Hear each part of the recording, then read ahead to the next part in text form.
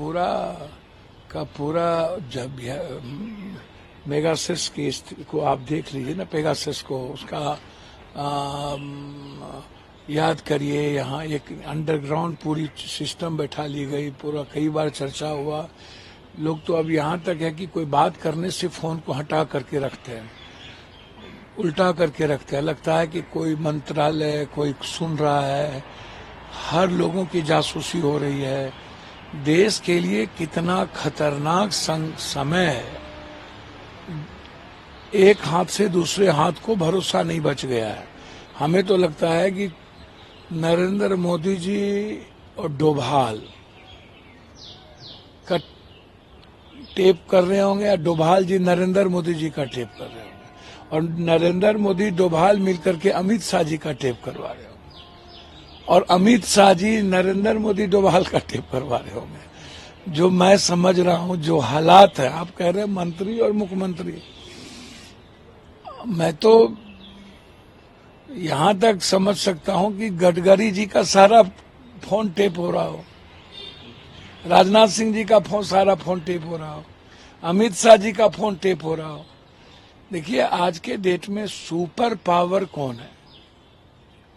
ना रॉ, ना आईबी।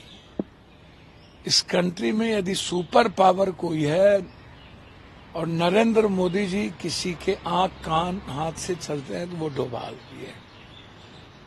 डोभाल जी जो चाहेंगे, जैसा चाहेंगे, आज के डेट में कंट्री में वही होगा, और ये लोकतंत्र के लिए बिल्कुल खतरा है। हमारी संवैधानिक सामाजिक स्वतंत्रता पर हमला है, और जब देश के किसी स्वतंत्रता पर हमले हो तो समझिए वो देश का नाश है।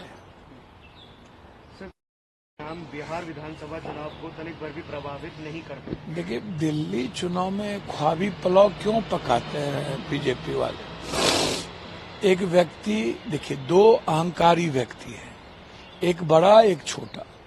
हम बड़ा तो हम बड़ा, ये दोनों व्यक्ति के बीच शीतयुद्ध और लड़ाई चल रही थी। अरविंद जी बीजेपी के ही तो प्रोडक्ट थे, और बीजेपी ने ही तो लाया था। और अरविंद जी जब आए थे तो बीजेपी आई थी, अरविंद जी गए हैं तो बीजेपी जाएंगे।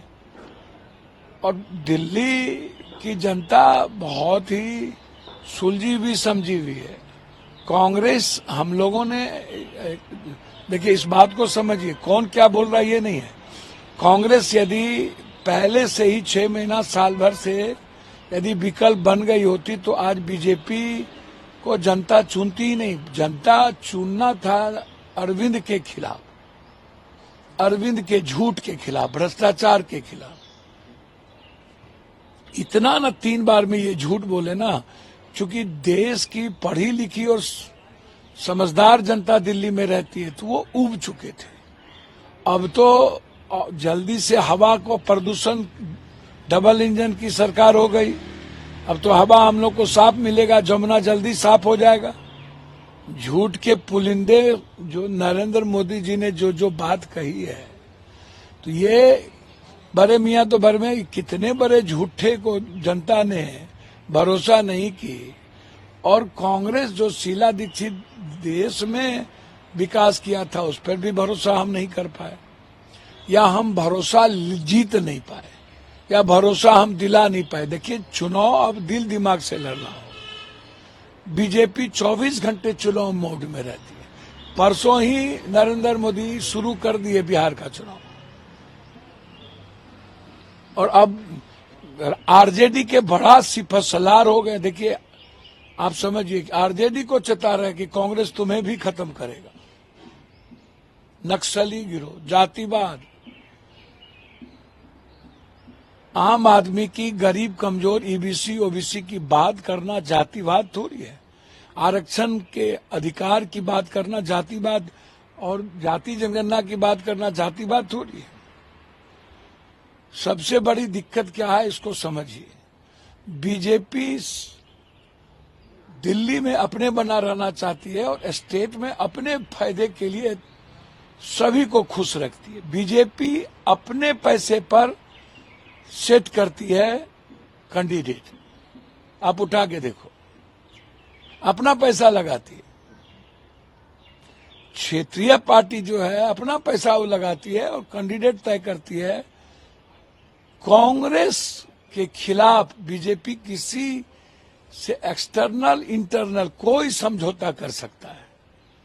तो मेरा मानना शुरू से है कि क्षेत्रीय पार्टी को आप उठा के देखिएगा तो वो कहीं न कहीं बीजेपी के साथ उसका तालमेल घालमेल होता है।